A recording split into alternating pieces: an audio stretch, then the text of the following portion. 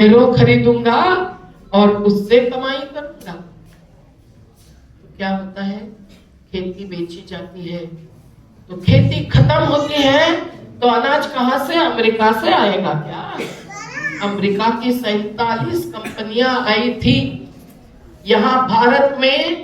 जब लोकसभा के चुनाव के पहले आचार संहिता लगी थी, तो कोई अधिकार नहीं था सरकार से उनके साथ अनुबंध करार मदार करने का। लेकिन हम नागरिक हैं, हम मतदाता है केवल, कि हमारा जानकारी का भी अधिकार है। किसी को जानकारी नहीं मिली।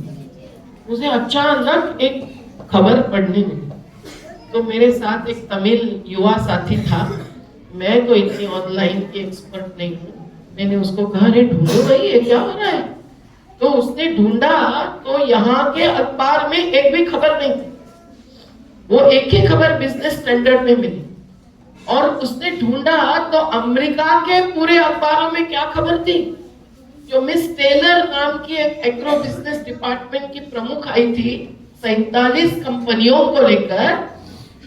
उसने क्या कहा था प्रेस में, यहां से अमेरिका के अखबारों में, अभी ऑनलाइन है तो दुनिया की बात आती है ना सामने, तो उसका उपयोग सही होता है कि गलत होता है ये भी सोच लो भाई। सोशल मीडिया ए सोशल हो जाता है।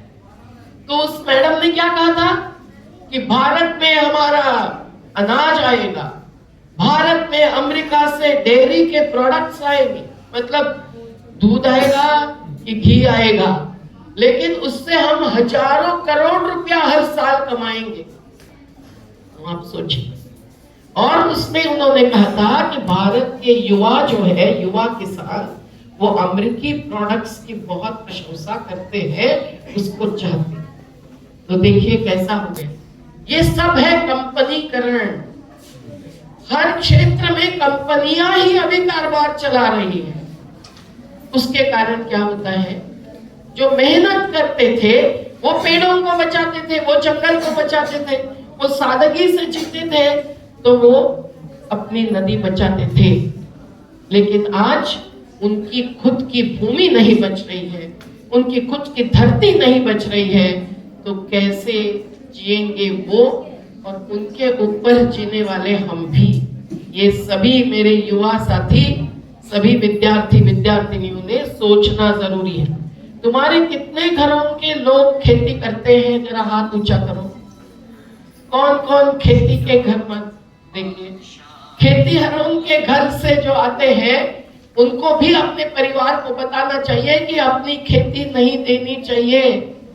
इस पर एक गीत गाएगी हमारी भूमि, ठीक है, कि क्यों नहीं गांव छोड़ना, अभी नहीं, थोड़ी देर बाद। तो ये बहुत जरूरी है समझना कि हमको जंगल तो बचाना ही है, और हमको नदी बचानी है, हमको जल बचाना है।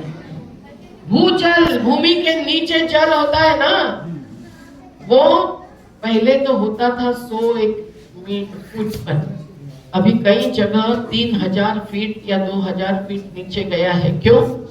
क्योंकि उसको भी निकालते हैं, कैसे वैसे इस्तेमाल करते हैं। खेती के लिए भी ज्यादा पानी वाले फसलों से ज्यादा पानी इस्तेमाल होता है। पर इसके अलावा उद्योग जो नीचे से पानी निकालते हैं, कोका कोला की फैक्ट्री, नर्मदा में बड़ा बांध बनाया, सरदार सरोवर, कच्छ नाम का एक जिला जो प्यासा था उसके लिए, राजस्थान के जालोर बाड़मेर के लिए, लेकिन सबसे ज्यादा पानी दिया है आज 450 कंपनियों के लिए, जिसमें कोका कोला प्रमुख। तो कोका कोला के एडवाइजर जब जज बन जाते हैं, तो हमारे जजमेंट में बात आगे बढ़ाने का मुद्दा ही आएंगे। तो आप समझिए कि कौन प्रकृति का उपयोग करते हैं और कैसा उपयोग करते हैं। अब हम कुछ समझेंगे कि उसके कारण ध्वस्त क्या हो रहा है। उत्तराखंड, सबने नाम सुना है ना? हाँ, चार धाम का नाम सुना है? किस किस ने सुना है, हाथ ऊंचा करो। चार धाम, हाँ सबने सुना है। पर हम तो आज प्रकृति धाम में बैठे हैं, हम प्रेम धाम में बैठे हैं।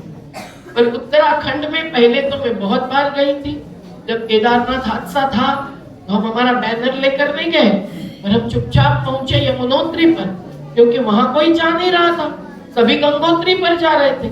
और देखा कि 700 लोग अटके पड़े थे सामने और खेचरों के साथ, और भूखे प्यासे, और उनको छुड़वाने का कोई। हमने मिलिट्री वालों को खींच के लाया और कुछ खड्डों में एक डोरी से ब्रिज बनाए।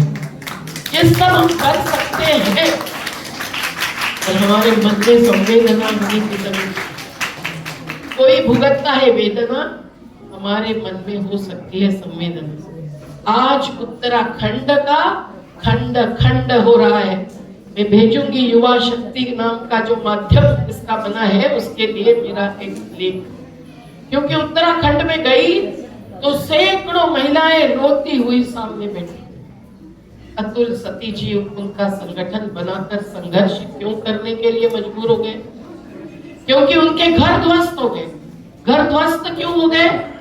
क्योंकि एक एक जगह पे उत्तराखंड में जो बन रहा है पावर प्रोजेक्ट, बिजली बनाने का। अब बिजली तो सबको चाहिए, पर देखिए जो जरूरी नहीं है ना, वो बिजली बंद होनी चाहिए।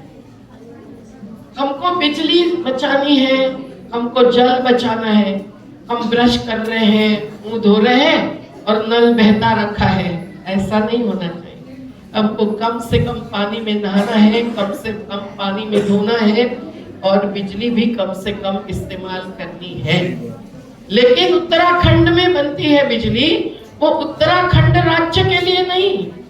वहां के तो पहाड़ी लोग कैसे हैं भाई, अपने माथे पर इतना बड़ा भार लेकर महिला उतरती है, और मैं देखती हूँ कि हर दीवार पर आजकल उनके चित्र दिखते हैं, हर रेस्ट हाउस पर सरकार के उनके फोटो लगते हैं, लेकिन किसी को परवाह नहीं है कि वो कितनी मेहनत से जीती आई।